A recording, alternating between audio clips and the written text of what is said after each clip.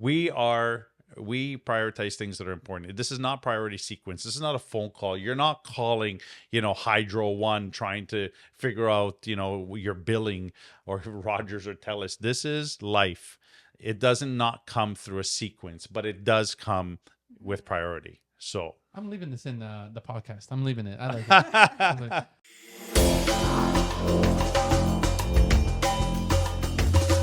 welcome to Faithfully Ever After. This is our episode number 4. I'm sure at some point I'm going to lose count, but welcome. This is my beautiful wife, Maya, and here we are.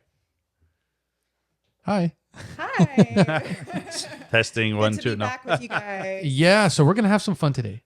We've heard your incredible journey over the past 3 episodes, and now I am going to put you guys on the spotlight, Perfect. the real spotlight. I'm out. I'll be back. And we're going to talk about the top 10, as far as I'm concerned, of the top 10 questions being asked in other relationships, in other people's mindset, and maybe we can shed some light on these topics. What do you guys think? Yeah, Absolutely. Let's do it. Let's start right with this one.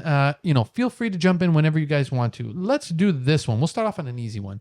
What does it truly mean to put God at the center of your marriage beyond just praying together? Well, I think taking biblical context out of the Bible is going to be probably probably the biggest part of putting faith into our marriage, right? Yeah. I just 1 Corinthians 13, love is patient, it is kind, it does not keep records of wrong, it is not boastful. Like those are the type of things that we aim to live up to, that we try to instill. And the Bible is great because it is full of references like that on how to act. And, we've spoken about, like, often in a worldly context, everything you're learning, everything that they're showing is contrary to that. Yeah, somebody one time said it, and I thought it was a genius.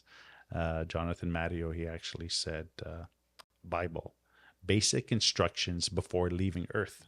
And this was during the early days of my journey, Yeah. and I thought that was genius. Yeah, it really stood out to me. I did. It stood out to me, and I reference it because even when I'm talking to people that don't have faith or have maybe a very weak, maybe I kind of believe type of faith, but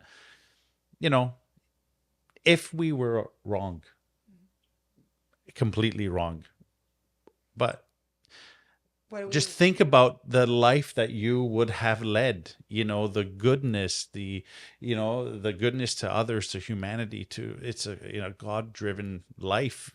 Even if you're wrong, Yeah. what's the harm? The world would be a better place. Yes. Which is where the basic instructions before leaving Earth kind of impacted me when I first heard it. And I thought, wow, that's incredible. Yeah, and the way that our faith shapes our character is what I find is so profound. Which is how we bring it into our marriage. It does sound like common knowledge, doesn't it?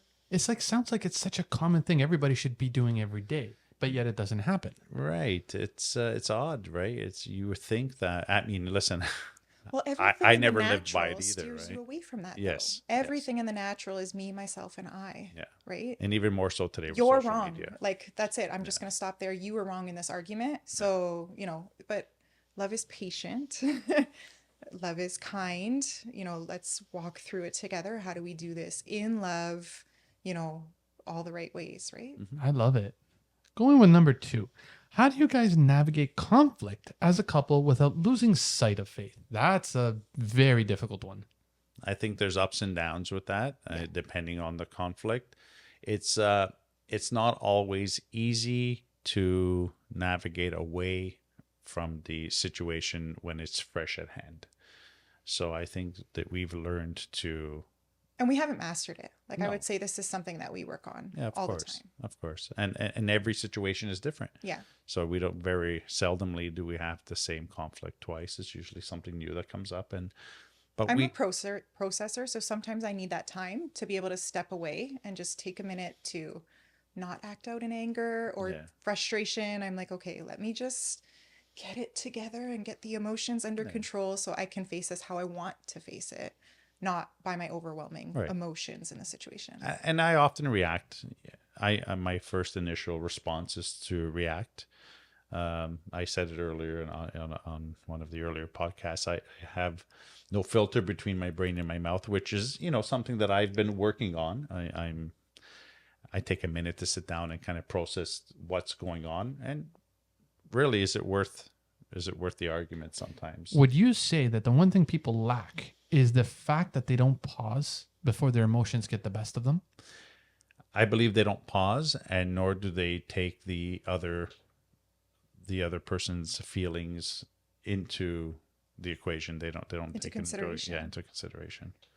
We're all flawed. Yeah, we often become so overwhelmed by our own emotions that we're unable to see how the other person feels in it or see their side, which is a huge factor, which again stems back to not being so focused on yourself, not just being so self-seeking, so into your feelings that you don't just stop and take And sometimes the other person doesn't actually understand what you're going through, and if you don't put it on the table and you don't explain. I mean, we recently just had this conversation where I sat down because I felt like I don't know if you actually understood the amount of weight that I'm carrying in the situations that we deal with, because we're human, we're dealing with life, we live in Canada.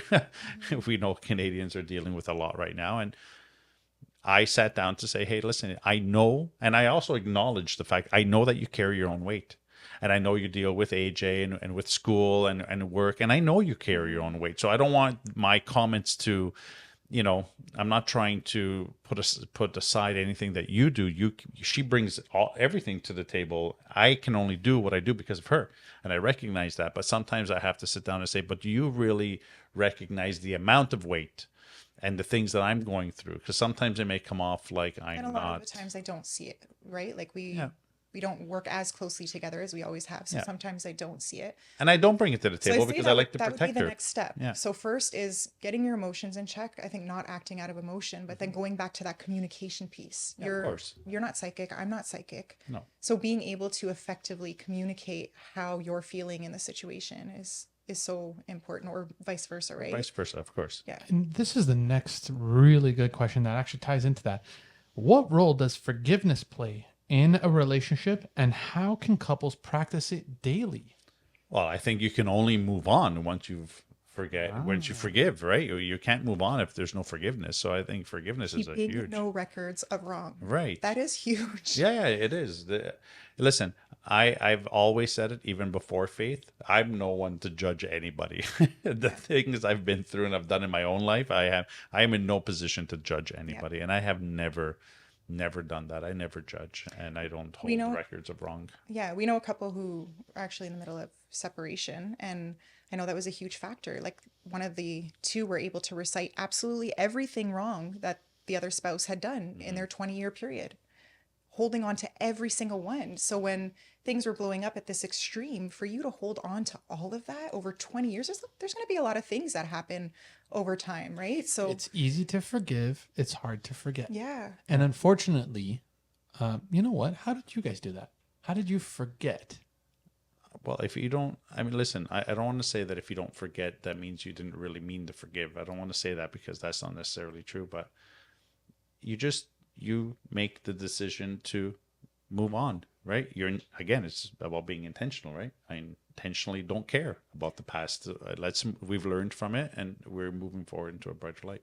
I would say I want to love you. I don't want to feel those things. I don't want to feel resentment. I don't want to live in those places of hurt. You are my best friend, and I want us to move forward in that. I never want to lose that. Right. So not holding on to those things. Yep. Now the next one is, and I'm just going to keep it moving or else we can stay on a topic forever. How can couples keep their spiritual connection strong when life gets busy or challenging? That is a Canadian thing right there. Listen, Sunday, give 2 hours of your life to the Lord. Just do it. Go to church on Sundays. That's one thing that's very important. We don't. Something would have had to have happened for us not to show up on a Sunday. I mean, we're very mindful during the week. We keep God Serving together, Yeah. I think, has been really nice. Yeah, we keep God in the center of our life. We pray before meals, and we reference a lot of biblical things, even with the kids, and it's part of our day to day. What about in your relationship outside of the faith? How do you strategically plan my busy schedule with my home life, with my kids' life, with my wife life? How do you do that? He's actually started coming with me just for the drives to go drop off the kids for activities. And we make it like it's like half an hour or an hour, but we make it like a little mini date thing. And sometimes we just sit in the car and talk, but it's us getting away from the daily everything, everyday life things. And honestly, I've loved that. We've started doing that this year, really. And it's been really nice, like dropping AJ off at piano. And then, if there's a dessert spot or maybe we'll go grab a bubble tea and we just hang out and we just talk. Yeah. It's been really nice. Yeah, we take whatever opportunities. We take our busy schedules and turn them into opportunities to spend time together. Yeah. Is what we do. Now, that's beautiful. Now, what are your go-to habits and rituals that help you grow together spiritually and emotionally outside of these little coffee mini dates? What do you do? Do you try to plan trips together? Do you maybe do actual real date nights? Like, what do you guys do to keep that connection? Well, I think we do. I think we're pretty lively in this department. I think we do a lot of stuff together. We're always planning something. Vacations are not always family. That's one thing for me. It's a big rule. The kids, the kid can come one time a year or twice a year, but for the most part, I also need 1 or 2 vacations with my wife, time Yeah. alone together. Well, when you have younger kids, your whole life revolves around them. Yeah, So, the other ones are older. I mean, they got their own thing happening, but the little one, I don't want to say I need time away from him because that's not the truth, but No, I need we time just- away with my wife alone. Yes. Like these are the moments that, we can now deeply connect because we don't have bring AJ here, go there, do this, an appointment and whatnot. It's just us. Yeah, or stuck in the parenting side of things, right? So we do a lot of that actually. We may not always be able to get away with a date night. Yeah. Because our evenings are relatively full, but we are very mindful and we intentionally. Just yesterday, you were like, "Hey, do you want to do a spa day?" Yeah, I said, let's figure out, let's go. We're gonna do a spa day. What day do you want to do it? It's just her and I will go for the day, cut out everything, right, for that day and just say, this is us for today. So that's a really good segue to something that I'm going to say after, but what prompted you to do that? I just feel like I would really like to have a little bit of Just- alone time, just because. quiet time, just because. Yeah, there was no rhyme or reason, and I'm very, again, intentional is such a key. I use that word all the time because I'm intentional about everything I do. I don't buy her gifts for Christmas or for her birthday just because. I'm very intentional. I listen during the year. I know what size she is in shorts. Do you want me to tell them? No. You want? I know Maybe that. a year ago, but not anymore. But I know these things, right? And I pay attention and I put thought into everything, right? I think really does. it's really important. I think there's such a key. It's the feeling behind the action, if that makes sense. Perfect. So now I'm going to direct this one right to you first. How can faith help rebuild trust after it's been broken in a relationship? That's the number one problem all relationships have. If trust has been broken, what would you say would be one of the very first steps that someone should do? Yeah, so trust is not just in my partner. When you have a faith component, my trust is also in my God. Like, I believe that God brought us together. I know that God's in our relationship. So if I have trust, I need to have trust in my partner. But if for some reason that's broken and I need to get back there, I'm leaning on God to help us get back there, to help us get to take those steps and move forward, to get back to a healthier place. What would you say? Absolutely, I agree with 100%. To trust that not only are you rebuilding trust in a relationship, but it's in God. It's part of faith. It's part of being intentional and biblical with our relationship. So we put our trust in God and each other. Yeah, I think that's a really big one because in the flesh, we're going to fail. We always are. And that's something that I think we just need to accept. I got one more serious one, and then we're going to have some fun. This is actually huge, I think, for any parent that's listening to this that wants to do more for their spouse, but there's a little bit of a barrier there with the kids. Answer me this, guys. How can couples, man, I'm going to have to reword this in a different way, but how can couples make big decisions, life decisions with their kids, finance, parenting, maybe moving? How can people put their faith in God first while managing how their kids emotionally feel And how do you structure yourself while still dealing with kids? How do you guys put yourself in their shoes while being in yours?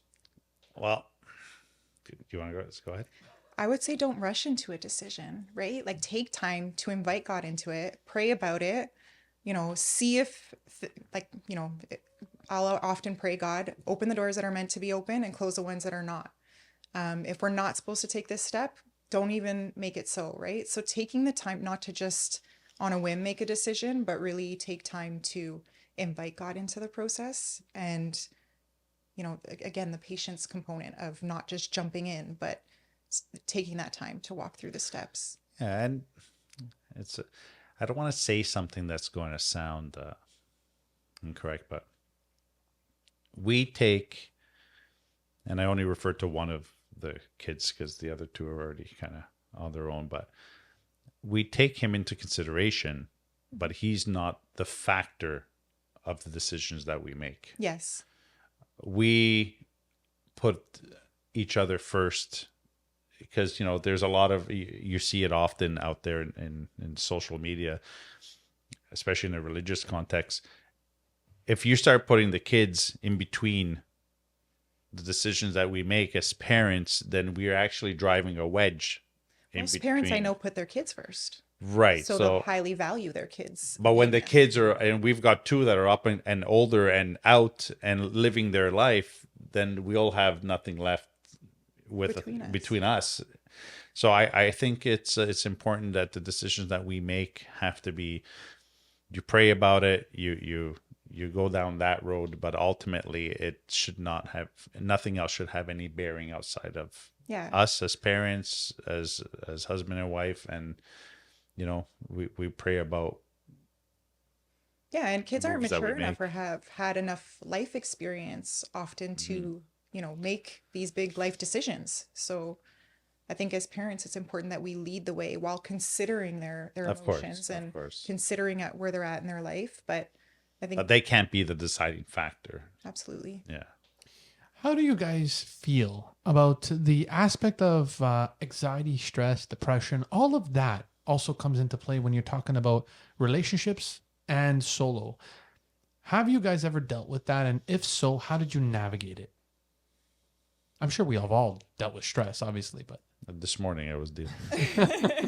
Like in our relationship, right? In relationship and life. Because I think a lot of people, they say it puts a lot of strenuous behavior on my relationship, but it also affects their personal life. Well, what kind of guidance could you give to people that are dealing with this? Well, I can tell you first and foremost, don't bring it home. Every stress and every problem that you have, it's got a place. And I do my very best. I am, again, very intentional about it. When I walk in the front door, this is my happy place. This is the place that I feel safe and secure. This is my home with my family. I do not bring the nonsense and the noise home with me at the end of the day. That's very fitting when it comes to like your stresses and your work stresses and things like that, right? But also at the same time, like when things are overwhelming and overbearing, or you're feeling maybe some anxiety around bigger decisions and things, like I would want you to feel like I'm a safe place where you can come and have those 100%. Conversations with me, not like you have to just keep them outside. Right. But home, you know what, right? as a man, as the husband, I also feel there's a need to protect you from some of that stuff as well, because it's not always yours to carry. So this is why I'm very intentional to what I bring in. And maybe we need to have that discussion every now and again, like we did the other day, where I say, hey, listen, I just want you to know what I'm carrying. Yeah. So you know why I may be off on certain days. Yeah, and I'll remind you from time to time, I want to be here. I know That's you're right. walking through this. Like, I want to be here for you Yeah. through it. Like, lean on me kind of thing, right? Yeah, I carry what I carry, and I carry it intentionally. And another perspective, I struggle with anxiety, and there's times where it's worse. But I'll let him know. Like, I'll talk to him about it. Like, listen, I'm just having, a rough week, whatever it is. I don't know why. I am feeling anxious. And he's so patient with me when we're able to talk it through. I'm not trying to just bottle it all up or, it's Or lash out against him, even though it's not involving him. Yes. That's great. You need to be And able to. sometimes I will be like a little bit fussy, and I'll be like, I know I'm being like this and I'm trying to control it. Right. And I just need to catch my bearings. Please just be patient with me. But see, you're bringing it to his attention, though. You're not just springing it on him and he's like, whoa, Yeah, what did I yeah. do? No, You're of actually course. telling him, look, Yeah, I'm having a rough week. It's been a rough week, day, hour, Yeah. even for you. If something doesn't go right with your business, you don't want to bring it home, but she technically is your lean Yes. that you can lean Yes. on her. But you just don't want to blast her with it because it wasn't her fault. That's right. And vice versa as well. That's why sometimes I ask, when we have those discussions, it'll be the difference between if I come home at 4:00, if I come home at 6:30, depending, how long I stay at the office, right? And this is now we're gonna have some fun because we've had many episodes where we were serious, but now I think we have to have a little bit of fun. Yeah, let's do Let's talk about me time. Now, you guys are an inseparable couple, best friends, and an inspiration to many people. Yeah. What about the me time? We all need our me time. So, what is your me time? What's our me time? I don't know if I have any me time. I know. I was just gonna say he would probably Whoa. say he has no me time. He is all me. Like I'm his he time. Yeah, I don't. great. I really don't have much me time. It's my me time is spent with my family. That's my. But I that's really my think, me time. like I really think I'm your release. Like I really think I'm your happy place. Yeah. I feel so honored that I can be that. Like honestly, it's really special that I think I was saying to you the other day, like you really make me feel in every area that I am enough. Like yeah, it's really special. Yeah. My me time is my day during the day, right? From 7 a.m. till I come home in the evening. You do play Nintendo Switch once in a while in the evenings. That's Yeah, it. I We do. got it. I We do. unlocked There it. we go. I do, yeah, Found it. yeah, I Found do. it. I'll turn my brain off and just mindlessly play. And a oddly little bit. enough, I love when he does it. I know so many, couples where the women are like, why? And it bothers them. And I'm like, he has so much going on in his mind and so much that he goes through during the day. For him to have that hour or two in the evening to let his mind disconnect from everything, like I'm so happy that you can do that and that you have that place to go to just unwind. As and long let as go. I'm doing it next to her, she's okay. If I move to the other side of the Yes. couch, we got a problem. Yes, I'm a big snuggler, so he's got to be close. So now with that, how do you interact when it comes to bedtime? Do you say no TV? Do you say cell phones off? Like, what are the rules when you go to bed? Yeah, I think it's us time.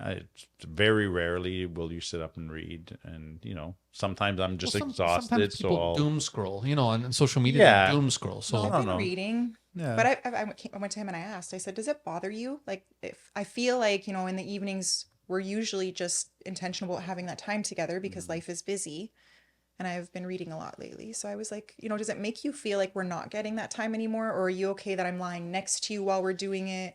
Is there a cutoff time? So the healthy discussions around it, right? The healthy discussions around it. and if there's a moment where we're up there and maybe we're gonna. My intention is to watch TV, and she's doing something on the side, and I'll say something. She'll say the same to me, right? Yeah. It's And a talking mutual about me respect, time too. yeah. Yeah. About me time too. Like I've been walking and running and doing things like that. And we've also had discussions around that. Like, do you prefer that I do that in the morning so it doesn't cut into our evening time together when you get home from work? Yeah. So that I'm not going at night and cutting into our, the few hours But in the day that we get together. Yeah, she's also very intentional in trying to get me to participate with her because she wants me to live a little longer, right? Yeah. Yeah. It is, right? To be healthier, Dragging with me. dragging, kicking, and screaming. Sometimes I don't know how I make it there and back. Well, you told me, I don't care if I'm kicking and screaming, just get me there. I didn't mean it when I said that. It's very It's true. So crazy what you say sometimes. now the other fun thing is, do you guys have any hobbies that you do together? Is there any hobbies that you do together? Like exercising would be one of them, clearly. Yeah, Kind of. Definitely Not really. a hobby, no. Yes. But we've been talking about doing salsa classes together. Yeah. Whoa. That'll kind of be our date night thing, right? And this way we are going to stick to that schedule because it's timed. It's this Yeah. day at this time. Doesn't matter what you're doing. That's what So it it's is. 8 p.m., which will be nice. It'll be kind of after the wave of Yeah. the kids stuff. And our youngest is kind of getting older. We can leave him for an hour or two here and there. So we were like, let's, in the fall, we were talking about Yeah. doing that. But I mean, really, the things we do together, we do so many things together. We do all the things together. So it's a difficult question to ask. Yeah. We do all the things together. So Yeah, now, and even can I- up until this, Yes. like last year, we were even working together. We were together day, night, all the time. Like everything was together. So let me tell you what the biggest question is going to be, and I can already hear it, so I'll answer it for everyone that's going to ask it. Don't you guys get sick of each other? I knew that was coming. You have to. That's the question. That's the $1 million question. I don't. I don't. But give me an answer. Like, I know you can say I don't, but I would like to know, along with everyone else, how do you guys not Yeah. get too much? I would honestly say I don't, because he's my best friend. Like, he's my safe place. He's where I go when I feel like the rest of the world just, the weights of it all just start to fade away. I would say the only times that I feel like that is, we were just talking about exercising, and I'm a huge avid fan and he's not so much. So in things like that, I think if we were 24/7 together and I didn't have those little releases, I might. But we've communicated and found ways around that. But for the most part, I'm like, it's different when your significant other is truly your best friend. Like, that's who I want to be with during my downtime. I'm not necessarily extrovert. I'm kind of in the middle. But there's I can't do too much peopling. But even when I don't want to do peopling, I just want to be with you. Like when we're planning my birthdays versus yours, you're super extrovert, so you would love people surprise party, and I'm not. And I'm like, the only thing I want to do on my birthday is just be me and you alone, away from everyone. That would be like my perfect day. Can I just say a disclaimer for everyone listening? Because they're going to think that we're all scripted and lying. I know. That's why I'm like, Let's talk about that. Yeah. That is going to be our last question.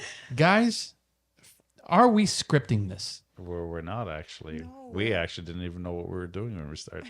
We just kind of at picked the up. same time, I want people to know this is possible. Yeah, Like this, you can have this. Again, you just got to be intentional, it is, and you got to want it. And we said it. Yeah, we said it. I think it was in the first episode where we started to recognize that we would go out with other people and actually start a fight, and people would be killing each other over it. And so it's not scripted. It is real life. It's yeah.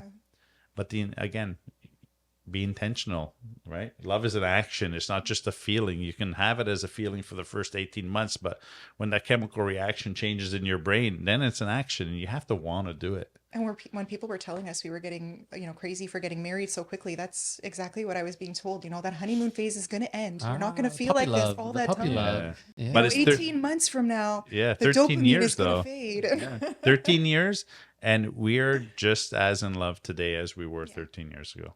Yeah. Guys? I still think you're the best. Aw. And we are Come on, you can do it. You do it. We are growing. no, we're rooted in faith and growing in I love. had the second half memorized that time, and you didn't do it the normal way. I know. Let's give I'm her not a chance. I'm not normal. Let's give her a chance. Ready? You hit it off right now. You can find us at Faithfully Ever After on our social media handles, and you can reach us directly at contact@faithfullyafter.ca. And we are Rooted in faith. growing in love. That's faithfully ever after. Faithfully ever after. See you next See you time. next time, guys. Better the second time.